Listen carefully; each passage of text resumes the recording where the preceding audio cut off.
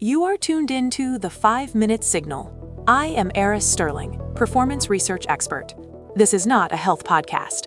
This is your maintenance manual for the body. We don't do hope here. We do reality. 5 minutes on the clock. Let's get to work. We begin with the news today. A landmark 2025 cohort study published this month has fundamentally altered our understanding of the relationship between the gym and the brain. For decades, we believed that lifting weights was for the body and solving puzzles was for the mind. That wall has collapsed. The data now confirms a direct causal link between sarcopenia, the age-related loss of muscle mass, and a rapid decline in fluid intelligence.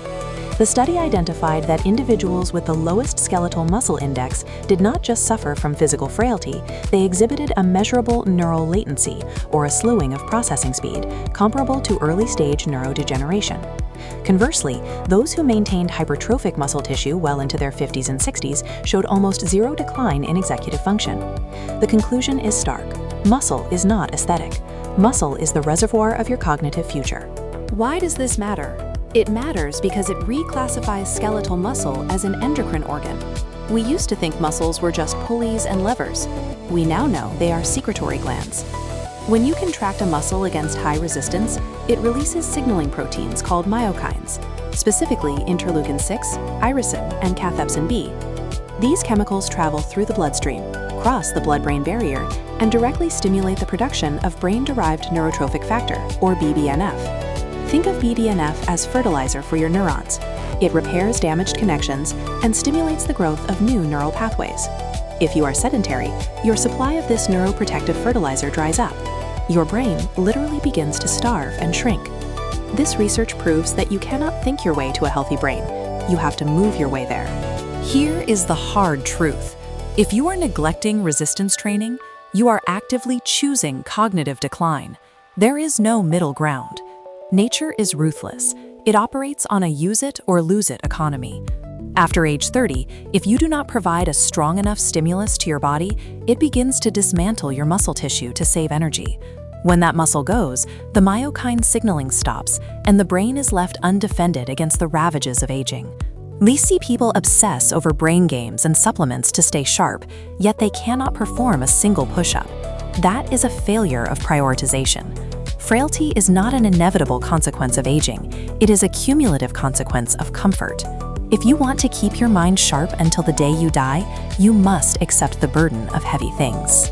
Let's move to the actionable move. We are implementing the NeuroLift protocol to maximize myokine release and fortify the brain. Number 1. Prioritize compound resistance. Isolation movements like bicep curls are insufficient for this purpose. We need systemic stress to trigger a systemic hormonal response. You must focus on movements that recruit the maximum amount of muscle fiber at once: squats, deadlifts, overhead presses, and pull-ups. These movements force the body to coordinate multiple muscle groups, generating the highest volume of myokines. Aim for 2 to 3 sessions per week, where these big lifts are the primary focus. Number 2. Chase the failure point. The myokine flush we are looking for does not happen during the warm-up. It happens when the muscle is under significant distress. You need to push your sets close to mechanical failure, the point where you physically cannot complete another repetition with good form. This struggle sends a high-priority distress signal to your biology, demanding adaptation and repair. If you finish a set and feel like you could have done 5 more reps, you did not stimulate your brain, you merely moved your limbs. Number 3. Timing of protein intake. To build the reservoir, you must fuel the construction. Muscle tissue is expensive to maintain metabolically. If you do not provide adequate amino acids, your body will refuse to build it. Consume 30 to 40 grams of high-quality protein within the window surrounding your training. This ensures that the signal you sent during the workout, the signal to build, has the raw materials required to execute the order. I'm Aris Sterling. This has been the 5-Minute Signal. Stay sharp. This program is for informational and educational purposes only.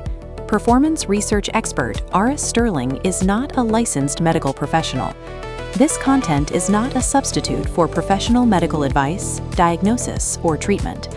Always consult with a qualified healthcare provider before making any health-related decisions.